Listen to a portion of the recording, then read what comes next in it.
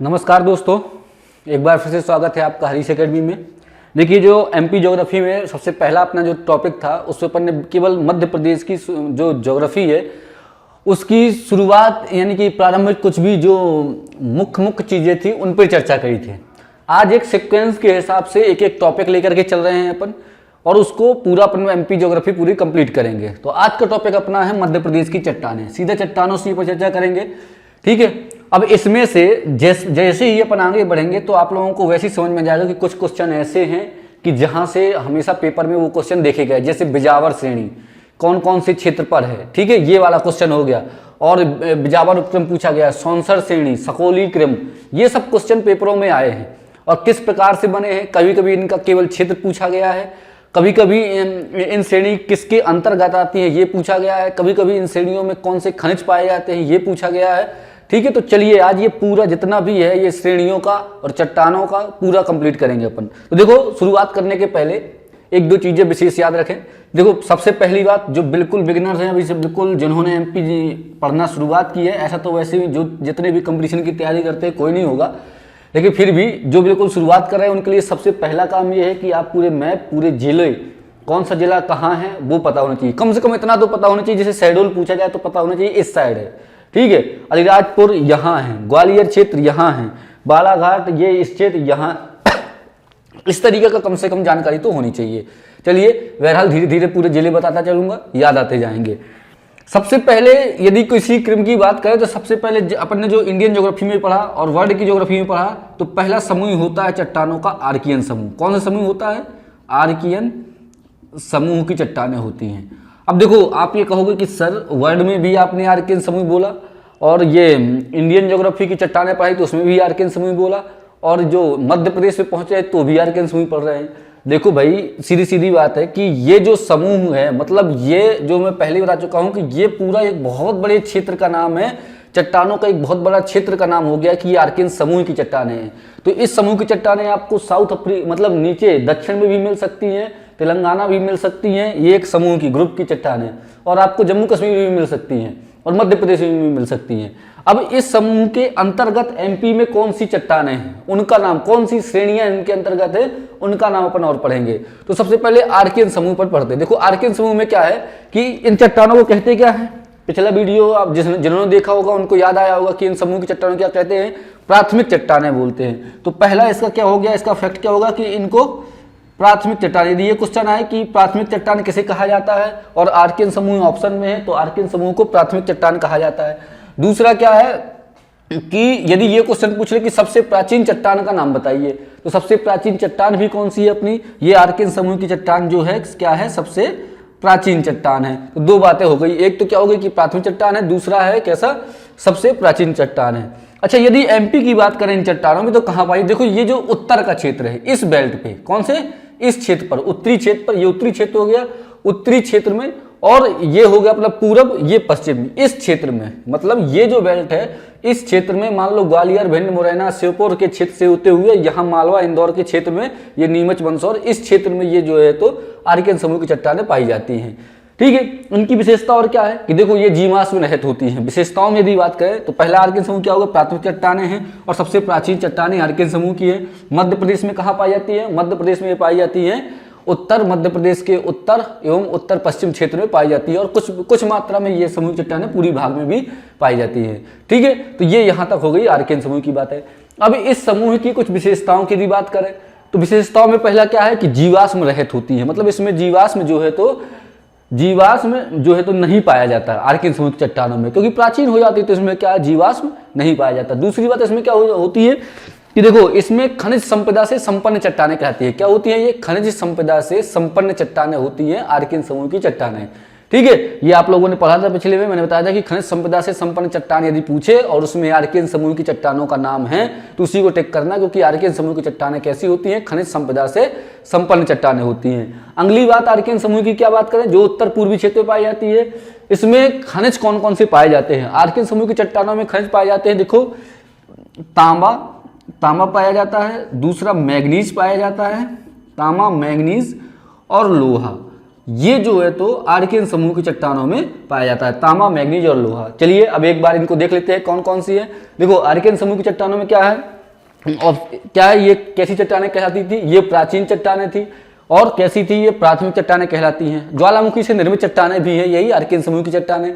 अगली बात क्या थी इनकी कि आर्कियन समूह की जो चट्टानें अपन ने पढ़ी तो मध्य प्रदेश में कहाँ पाई जाती है, मध्य प्रदेश के उत्तर पूर्वी मतलब उत्तर और उत्तर पश्चिम क्षेत्र, ठीक है, और कुछ मात्रा में पूर्वी क्षेत्र में चट्टानें जो है तो आर्कियन समूह की पाई जाती हैं। अगली बात इसमें क्या तत्व खनिज कौन कौन से थे, ग्रेनाइट, मैंने बताया इसमें पहले ही बताया था कि इसमें ग्रेनाइट पाया जाता है, नीस, शिस्ट, ये जो है तो इसमें विभिन्न प्रकार के खनिज पाए जाते हैं।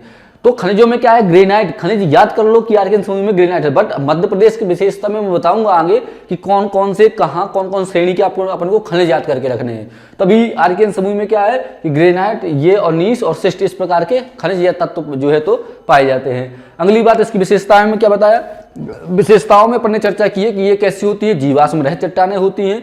और दूसरी बात, जीवाश्म रहित के बाद दूसरी विशेषता इसकी मैंने बताई आर्कियन समूह की कि ये खनिज संपदा से संपन्न चट्टान होती है। क्या होती है, खनिज संपदा से संपन्न चट्टान होती है। अब इसके बाद अगली बात करते हैं, तांबा, मैग्नीज तो इसमें पाया जाता है। अब ये हो गई पहली चट्टान अपनी आर्कियन समूह की चट्टान, ठीक है। इस समूह की चट्टान के बाद अपनी दूसरी चट्टान आएगी जिसका नाम है धारवाड़ क्रम। कौन सा क्रम, धारवाड़ क्रम। धारवाड़ क्रम की चट्टानों में क्या है, आर्कियन समूह जो मैंने बताया है उस चट्टान को तो आर्कियन समूह केवल विशेष रूप से अपन याद रखना क्योंकि सबसे प्राचीन और चट्टान थी वो, इस कारण से उसको अपन को पढ़ना पड़ा। अब जो एमपी की दृष्टि से इंपॉर्टेंट चट्टानें हैं वो देखिए। सबसे इंपॉर्टेंट चट्टान है धारवाड़ क्रम।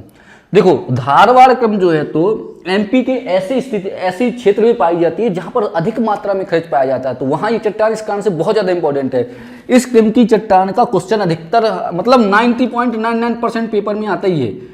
आप खुद कहोगे, अभी आगे देखना, जो धारवाड़ क्रम की चट्टान है ये पाई कहाँ जाती है, ये जबलपुर का क्षेत्र, ठीक है। जबलपुर के बाद बालाघाट और छिंदवाड़ा, इन तीन क्षेत्रों में इस क्रम की चट्टान पाई जाती है। तो ये बात याद रखना कि धारवाड़ क्रम की चट्टान कहाँ, जबलपुर, छिंदवाड़ा और कहाँ, बालाघाट क्षेत्र में धारवाड़ क्रम की चट्टान पाई जाती है, ठीक है।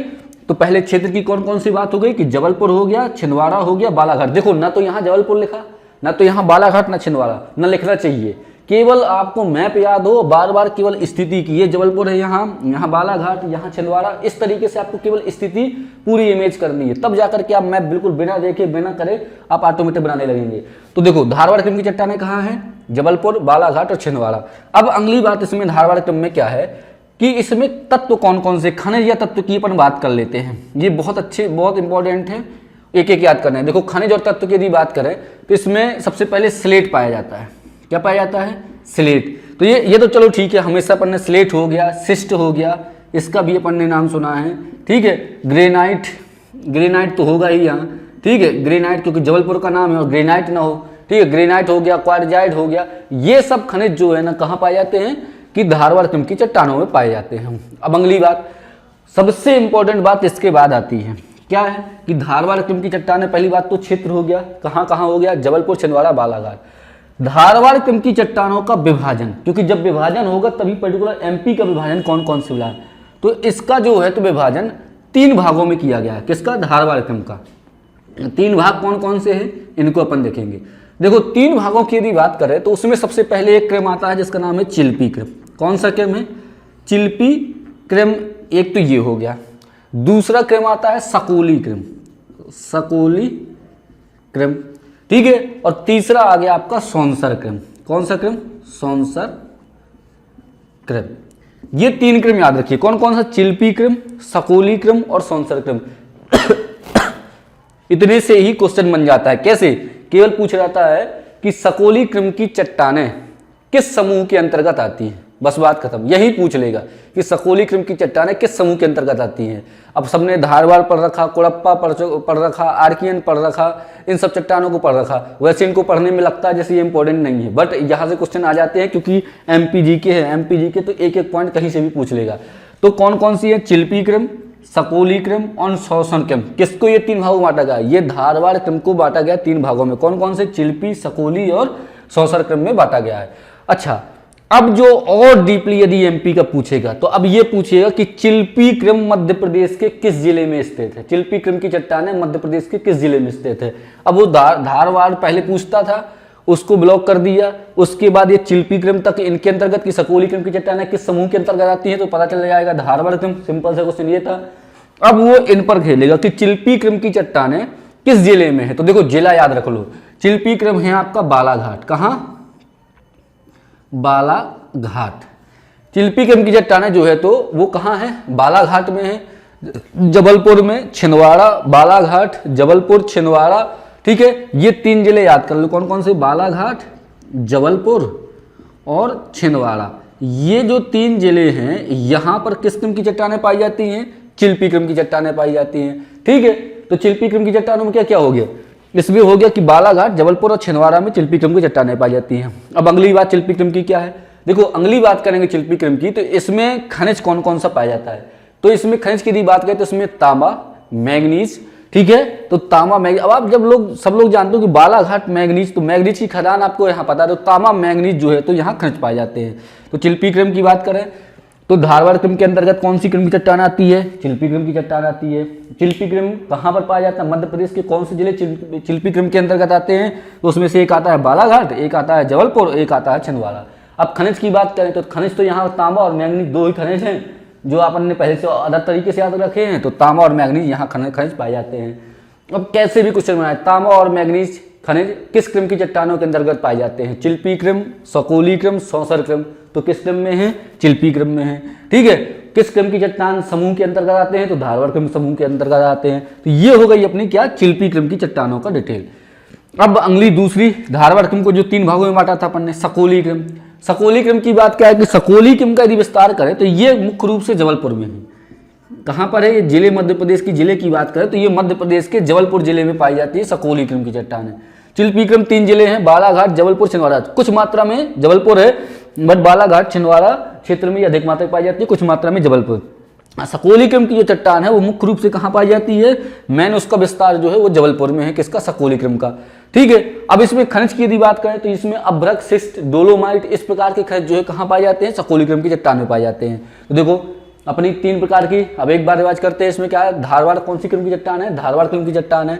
धारवाड़ क्रम की चट्टान को कितने भागों में बांटा गया? अपन ने 3 भागों में उसका विभाजन किया।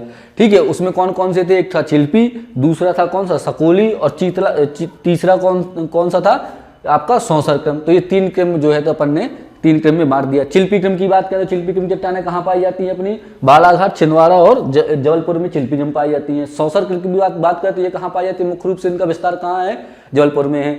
खनिज की बात करें चिल्पी क्रम में तो कौन कौन सा है? मैग्नीज और तांबा जो है तो खनिज पाए जाते हैं। सौंसर क्रम यदि खनिज की बात करें, सकोली क्रम की में खनिज की बात करें तो इसमें कौन सा खनिज है? इसमें अभ्रक, शिस्ट और डोलोमाइट प्रकार का खनिज पाए जाते हैं। ठीक है, तो ये हो गया अपना सकोली क्रम। अब इसके बाद जो तीसरा क्रम अपना आता है उसका नाम है सौंसर क्रम। अच्छा, सौंसर क्रम में यदि बात करें कि इसमें क्या क्या है, तो ये मुख्य रूप से देखो कहाँ है? ये जो छिंदवाड़ा का क्षेत्र है, कौन सा? छिंदवाड़ा। यहाँ है छिंदवाड़ा, मैं यहाँ लिख दे रहा हूँ। जो छिंदवाड़ा का क्षेत्र है, तो छिंदवाड़ा के क्षेत्र से ये शुरू होती है सौंसर क्रम और महाराष्ट्र के नागपुर तक चली जाती है। पहले ये भी मध्य प्रदेश का ही क्षेत्र था। तो कहाँ से? छिंदवाड़ा के क्षेत्र से शुरुआत होती है, महाराष्ट्र के नागपुर क्षेत्र तक जो है तो कौन सी? सौंसर क्रम की चट्टानें चली जाती हैं। ठीक है, तो कहाँ से? सौंसर क्रम कहाँ? छिंदवाड़ा से लेकर के नागपुर तक जो है तो सौंसर क्रम की चट्टानें अपनी फैली हुई हैं, तो महाराष्ट्र के नागपुर तक। अब देखो इसमें क्या क्या है? इसमें जो है तो अभ्रक, शिस्ट, संगमरमर, क्वार्टजाइट और बहुत सारे आदि खनिज पाए जाते हैं। तो अब चलिए देखो, सिंपल सा है, कोई बड़ी बात नहीं है। धारवाड़ क्रम वेरी मोस्ट, इस क्रम की चट्टानें बहुत ज़्यादा इंपॉर्टेंट है। धारवाड़ क्रम को कितने भागों में बांटा गया? 3 भागों में बांटा गया। 3 भाग कौन कौन से थे? चिल्पी क्रम, सकोली क्रम और सौंसर क्रम। इसमें मुख्य रूप से चिल्पी क्रम का याद रखना है किस जिले के क्षेत्र पर है, तो आपको पता हो गया कहाँ है? बालाघाट, छिंदवाड़ा और जबलपुर में है। सकोली क्रम किस क्षेत्र पर है, किस जिले में है, तो मुख्य रूप से सकोली क्रम कहाँ है? जबलपुर में है। सौंसर क्रम किस क्षेत्र में है, तो मुख्य रूप से छिंदवाड़ा, और छिंदवाड़ा के नीचे जो है तो महाराष्ट्र चली गई सौंसर क्रम।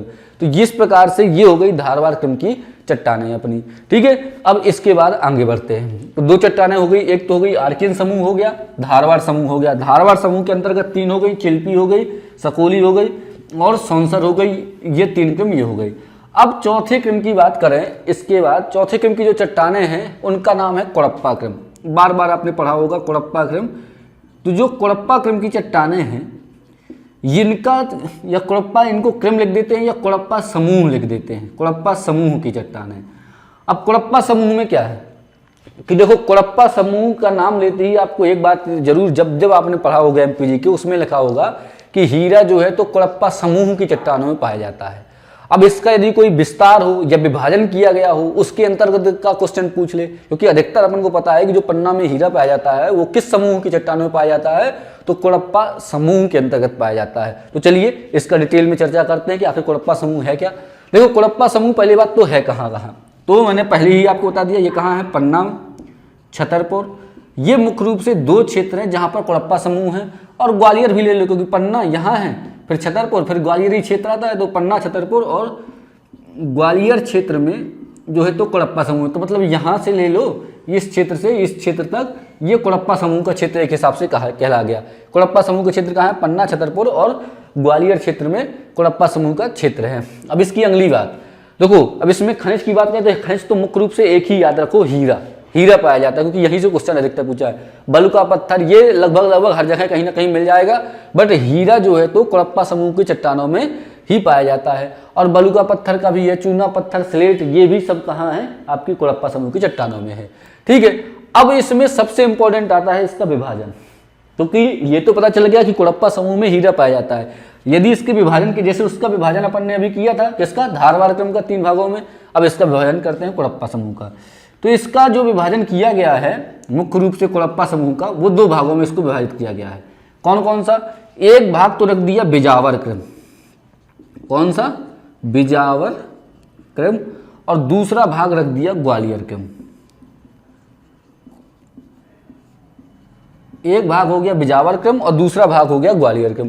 तो देखो, अब आप लोगों को पता होगा कि ग्वालियर क्रम वाला क्षेत्र तो ये हो गया, ठीक है, बिजावर क्रम वाला क्षेत्र पूरा ये हो गया। तो जो बिजावर क्रम है, तो हीरा मुख्य रूप से किस क्रम की चट्टानों में पाया जाएगा, बिजावर क्रम की चट्टानों में पाया जाएगा।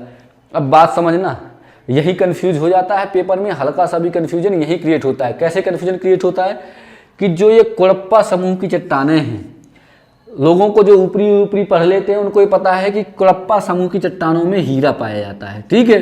अब वो क्वेश्चन पूछता है कि इनमें से किस क्रम की चट्टानों में हीरा पाया जाता है।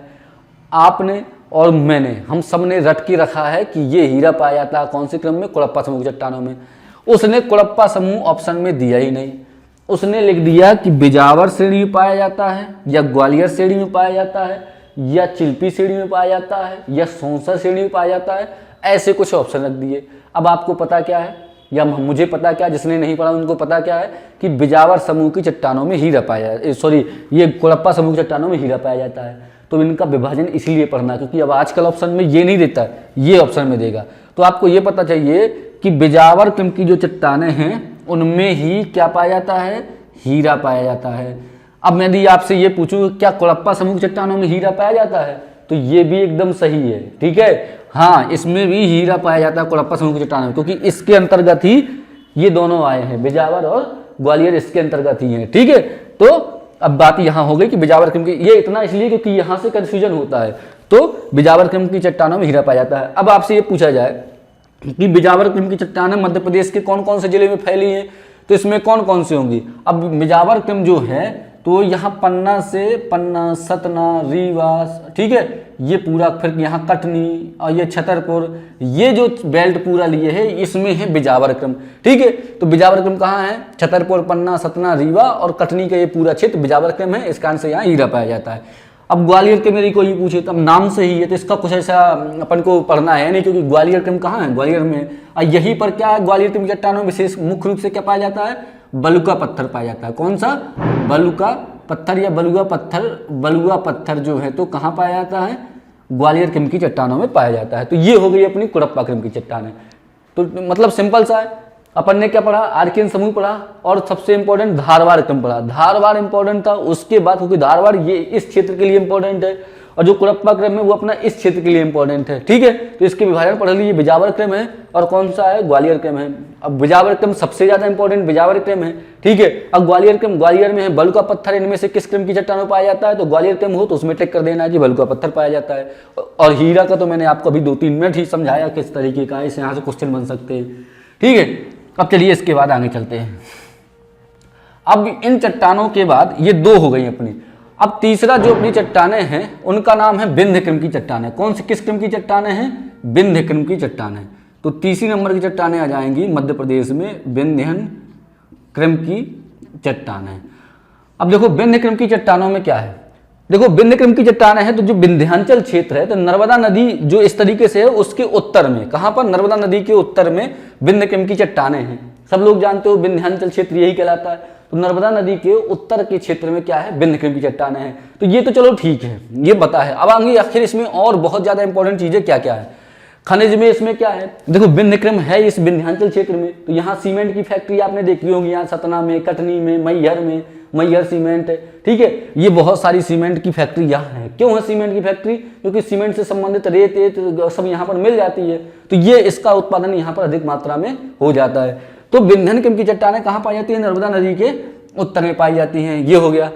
अब सबसे इंपॉर्टेंट है खनिज, जिसमें बलुआ पत्थर जो यहाँ ग्वालियर के में पढ़ा था, ठीक है। और क्या लिखा? चूना पत्थर, सीमेंट, ये जो है तो यहाँ पर पाए जाते हैं। इसके बाद इसका विभाजन लिख लेते हैं। विभाजन इंपॉर्टेंट है, विभाजन इन सबके इंपॉर्टेंट है। अब विभाजन में क्या है, तो विभाजन में इसका एक है जिसका मैंने यहाँ पर लिखा था सेमरी उपक्रम। कौन सा उपक्रम? सेमरी उपक्रम। जिन्होंने नाम सुना हो ठीक है, नहीं सुना हो तो सुन लीजिए। सेमरी उपक्रम हो गया। एक विभाजन इसका होता है 3 भागों में। देखो सेमरी उपक्रम इसको बोलते हैं, या ऊपरी निचला विंध्यन क्रम बोलते हैं। क्या बोलते हैं? निचला विंध्यन क्रम, यानी कि जो नर्मदा के नीचे वाला क्षेत्र है तो उसको सेमरी उपक्रम ही बोलते हैं। और एक होता है नर्मदा के ऊपर वाला, यानी कि ऊपरी विंध्यन क्रम क्षेत्र बोलते हैं। उसको 3 भागों में बांटा गया है कि पहला हो गया कैमूर उपक्रम, दूसरा हो गया रीवा उपक्रम, और तीसरा हो गया सी नंबर पर भांडेर उपक्रम। अब देखो भाई, कुछ नहीं है इसमें, कुछ डिटेल नहीं है। ये जहां तक जितना इंपॉर्टेंट है उतनी चीजें ही पढ़नी है। देखो अपन लोग जो पढ़ रहे हैं इस तरीके से कि केवल फैक्ट ही फैक्ट चल रहे हैं, और आपको जब समझते होगे ना तब समझने में थोड़ा बहुत आपको प्रॉब्लम जाती होगी कि यार मन नहीं लग रहा है। आखिरकार पढ़ तो रहे हैं, फैक्ट अच्छे खासे मिल रहे हैं, बट मन नहीं लग रहा। तो एक बात आप लोग सब लोग समझ लीजिए। समझना क्या है कि यह जानते हो कि यदि मन लगने लगे तो फिर क्या है, सब कोई आसानी से हर इंसान पढ़ जाए, फिर क्यों कोई बेरोजगार रह जाए। कोई भी एग्जाम आए वो ऑटोमेटिक क्लियर हो सकता है। लेकिन सबसे बड़ी बात क्या है कि जब फैक्ट पढ़ने पड़ते हैं ना तभी बस मन नहीं लगता, ठीक है। तो ये फैक्ट जो है तो बहुत अच्छी तरीके से यदि याद करने तो इनको तो समझना पड़ेगा ही, आपको रटना पड़ेगा ही कि ये क्षेत्र कहाँ कहाँ से है। तो चलिए अब आगे बहरहाल देखते हैं, कोशिश करिए आप। और देखो विंध्यन क्रम जो क्षेत्र है, विंध्यन क्रम को 2 भागों में बांटा। एक तो सेमरी उपक्रम इसको, और एक बांटा कैमूर, रीवा और भांडेर उपक्रम क्षेत्र में जो है तो इसको बांटा गया। अब देखो इसमें क्या है, सेमरी उपक्रम हो गया और कैमूर, रीवा और भांडेर, ये 3 उपक्रम में इनको बांटा गया। इंपॉर्टेंट क्या क्वेश्चन कैसा आएगा कि सेमरी उपक्रम किस समूह की चट्टानों के अंतर्गत पाया जाता है? तो सेमरी उपक्रम विंध्यन क्रम की चट्टानों के अंतर्गत। कैमूर उपक्रम किस समूह की चट्टानों के अंतर्गत? तो कैमूर किसी भी कंडीशन में कुछ और बिजावर इजावर ये कुड़प्पा ये नहीं लगा देना है। कैमूर भी कहाँ है? विंध्यन क्रम के अंतर्गत। रीवा विंध्यन क्रम, भांडेर ये स्पेशल याद रखना, ग्वालियर उपक्रम नहीं लगा देना। भांडेर क्रम की चट्टानें किस समूह के अंतर्गत पाई जाती हैं? तो विंध्यन क्रम के अंतर्गत चट्टानें पाई जाती है भांडेर उपक्रम की, ठीक है। तो ये हो गई अपनी चट्टानें विंध्यन क्रम में, ये सब कंप्लीट हो गई। अब चलिए आगे बढ़ते हैं। आगे क्या है कि 2 प्रकार और है चट्टानों के, 2 प्रकार हैं, उनमें कुछ नहीं पढ़ना। एक है डक्कन ट्रैप जो चट्टानें अपन ने पढ़ी थी, और एक है क्वाटरनरी क्रम की चट्टानें कहते हैं, तो वो मध्य प्रदेश में उतना उनका रोल है नहीं है। तो अभी इस तरीके से आप चट्टानों में मुख्य रूप से 2 चट्टानें पढ़नी है। एक तो कुड़प्पा क्रम जो मैंने बताया था, और दूसरा पढ़ना है अपन को कुड़प्पा क्रम के बाद कौन सी? धारवाड़ क्रम। तो 2 चट्टानें मुख्य रूप से अपन को देखनी है, उसके बाद केवल पढ़ लेनी है। तो धन्यवाद, मिलते हैं अपने अगले वीडियो में और इसके आगे बढ़ेंगे। यदि कुछ समझ में आया, किसी भी प्रकार का डाउट हो, कुछ भी इस तरीके की यदि कोई प्रॉब्लम आती है यहाँ पर कि ये डाउट है, कुछ ये समझ में नहीं आया, आप कमेंट करिए, आपको अगले वीडियो में अच्छी तरीके से और क्लियर करेंगे। धन्यवाद, मिलते हैं अगले वीडियो में।